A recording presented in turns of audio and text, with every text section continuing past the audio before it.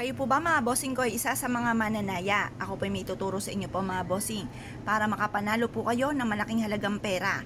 Lahat ng mga mananaya ay may mga iba't ibang mga sikreto na pampaswerte. Walang mananaya na wala po mga pampaswerte dahil ito ang nagiging dahilan at nagiging basihan po nila para maging positibo po sila sa buhay at sila po ay makapanalo ng malaking halagang pera. Ngayon po mga bossing, ito po yung ating asukal. Yung asukal ko niya mga bossing, nilaan ko po talaga yan sa pampaswerte at ganoon din sa mga langgam na itim. Kapag po yan nilanggam na itim, yan po ay i-claim nyo na kagad ang swerte, possible may darating kang malaking halagang pera. Pero kung yan ay kulay pula, nako mga bossing, tanggalin kaagad ang kulay pula at ito po ay lagyan nyo po ng platito dito sa may ilalim at lagyan ng tubig para hindi makaakyat ang langgam na pula mga bossing. Di ba matik po yan mga bossing ko pag matamisin, mga matatamis, pula po ang yan pong sinisigurado po natin na pupuntahan niya ng langgam na pula.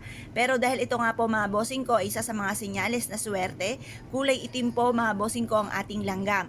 I-claim na po natin ang swerte dahil may paparating na buenas po sa atin, kaya lubos-lubusin na ang mga pagkakataon. Gawin niyo po ito na 6:30 or kaya po ay alas 7. Pero kung mataon ay full moon, gawin niyo ito na alas 7 or alas 8 mga bossing. Ngayon pa mga bossing, ano't ano man ang naibigan nyong gawin mga bossing ko ay subukan nyo po ito. Mag-wish na mula sa inyong pong puso, taimtim na panalangin. Kung ano ang binubukan ng bibig ay siya rin tinatakbo ng ating pong isipan mga bossing. At pagkatapos ay i-ready na po natin mga bossing ko ang ticket po natin mga bossing ko na kumbaga ito yung lumang ticket na natalo po tayo mga bossing. Ngayon pa mga bossing, ito yung lagi nyong tatayaan. Yan, kahit ilan po yan, kahit isa lamang po inyo pong tayaan, pwede po yan. Tapos, iipit po natin dito sa ating pong asukal mga bossing. Ganyan. Kasi alam niyo po ba mga bossing ko, ang asukal ay for abundance mga bossing. Para mas maging masagana ang ating pong pamumuhay, matupad ko ano man ang mga ninanais, subukan niyo po ito.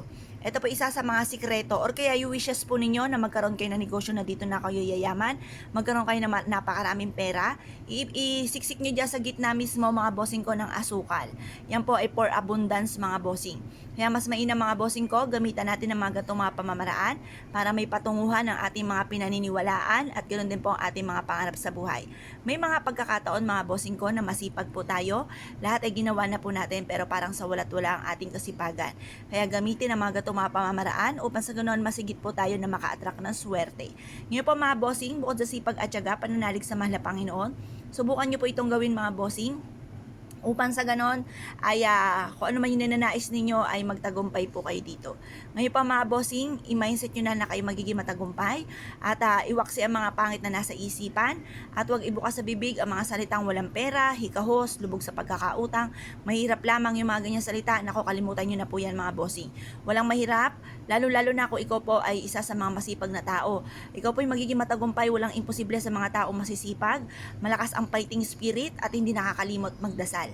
Kaya kung kayo pinaniwala at dahil po itong gawin mga bossing, huwag na po kayo magpatumpik-tumpik pa. Subukan nyo po ito, proven po ito na maswerte. Gawin nyo po ito sa gawing silangan at pagkatapos ay ilagay nyo po ito sa inyo pong altar upang sa ganoon kayo po mga bossing ko ay sundan ng kaswertehan. Matupad lahat ang mga pangarap sa buhay. Kaya kung kayo pinaniwala at dahil po itong gawin, asya mga bossing, good luck po sa inyo po lahat.